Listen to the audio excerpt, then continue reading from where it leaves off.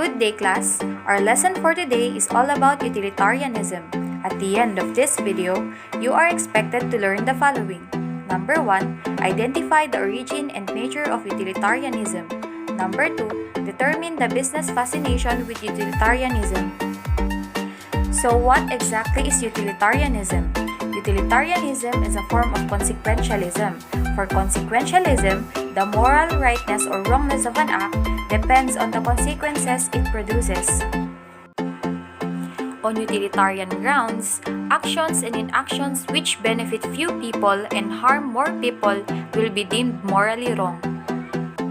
On the other hand, actions and inactions which harm fewer people and benefit more people will be deemed morally right.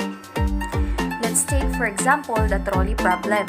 A runaway trolley is heading down the tracks towards the 5 men who will all be killed if the trolley proceeds on its present course. Adam is standing next to a large switch that can divert the trolley onto a different track. The only way to save the lives of the 5 men is to divert the trolley onto the other track that has 1 man on it. If Adam diverts the trolley onto the other track, this 1 man will die, but the other 5 men will be saved. On utilitarian grounds, Adam's decision to divert the trolley onto the track, which has only 1 man on it to save the 5 men, is deemed morally right, since his action benefited greater number of people. Benefit and harm can be characterized in more than one way. For classical utilitarians such as Jeremy Bentham and John Stuart Mill, they are defined in terms of happiness or unhappiness and pleasure or pain.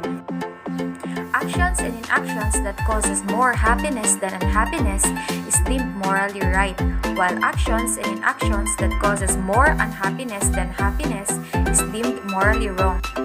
Another example is when a man chooses to save a person who is a teacher and a mother of 7 children than to save what he recognizes an orphan who is actually a serial killer. Thus, saving the woman will cause more happiness to her children and the community than saving the man who have nothing to do but to kill people. The man behind this moral principle is none other than Jeremy Bentham.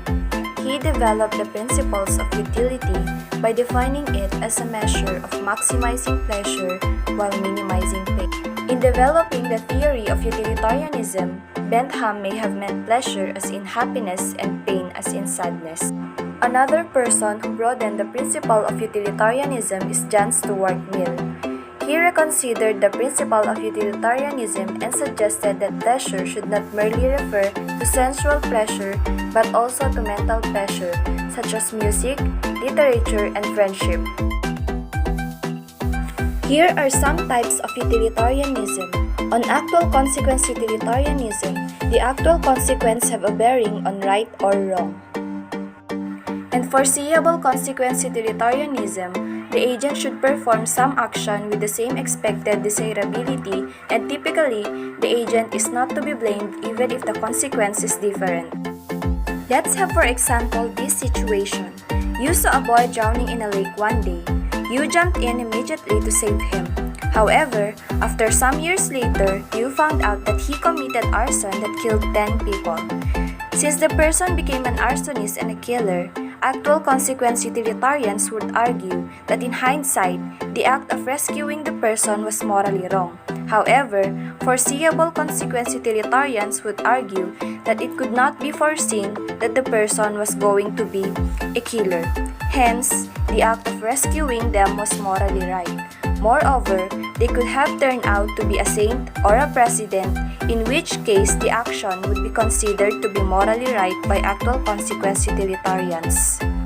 A second distinction we can make is that between utilitarianism and true utilitarianism. Utilitarianism focuses on individual actions and says that we should apply the principles of utility in order to evaluate them. Therefore, utilitarians argue that among possible actions, the action that produces the most utility would be the morally right action. On the other hand, true utilitarianism focuses on general types of action and determining whether they typically lead to good or bad results. This for them is the meaning of commonly held moral rules. They are generalizations of typical consequences of our actions.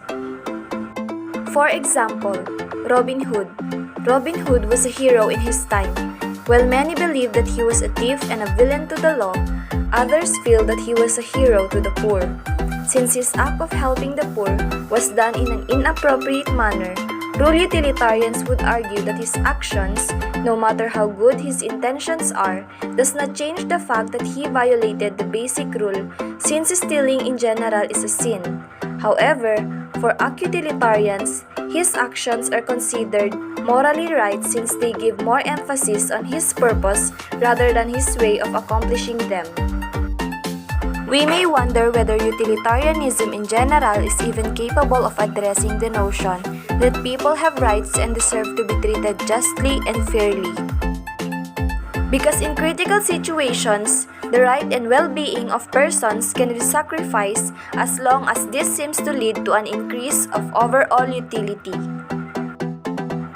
Business fascination in utilitarianism. The theory of utilitarianism can be applied in business in many ways. To begin with, business persons who wish to use this theory must first understand its four components. The application of this theory can either be positive or negative. First, we have consequentialism. It is the understanding that the wrongness or rightness of actions is entirely determined by their actions.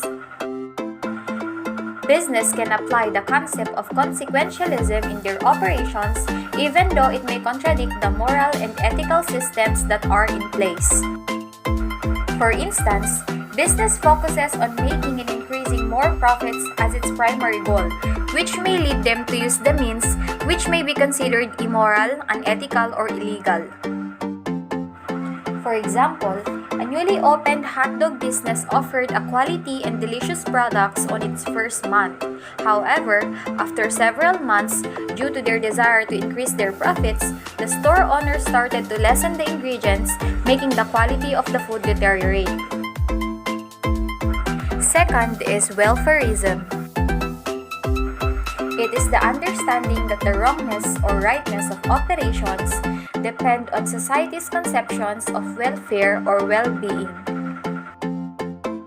In business, the management may decide to increase the wages and benefits if it improves the well-being or promotes happiness of their employees.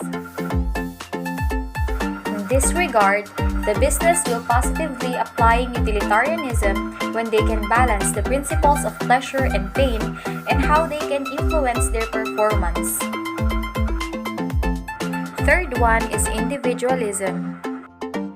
The principle of individualism in utilitarianism holds that every individual, as its human nature, pursues happiness, thus will engage in actions that maximize utility.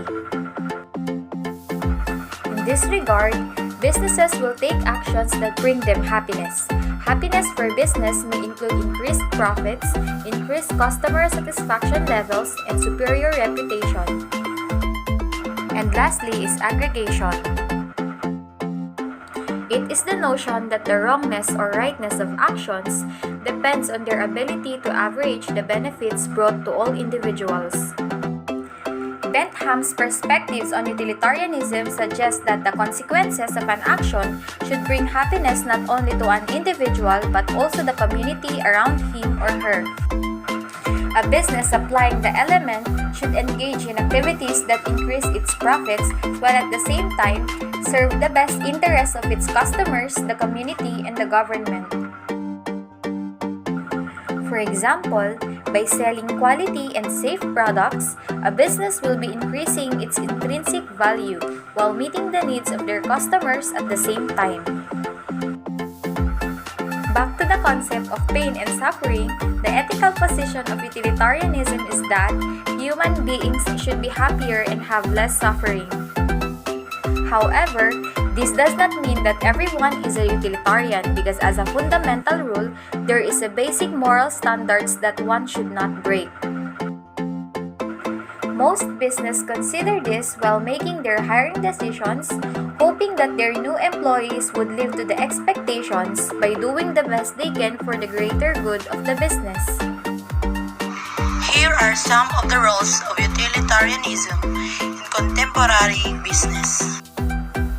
Utilitarianism is used frequently when business leaders make critical decisions about things like expansion, store closings, hiring, and layoffs. They do not necessarily refer to utilitarian calculus, but whenever they take stock of what is to be gained and what might be lost in any significant decision, they make a utilitarian determination. A simple cost-benefits analysis is not a utilitarian calculus unless it includes consideration of all stakeholders and a full accounting of externalities, work preferences, community, and environmental effects. As a practical way of measuring value, Bentham systems also plays a role in risk management. The utility function, or the potential for benefit or loss, can be translated into decision-making, risk assessment, and strategic planning. Utilitarianism would motivate individuals within the organization to take initiative, become more responsible, and act in the ways that enhance the organization's reputation. With the rise of big data, is that we need both numbers and reasoned principle to see the balance of responsibility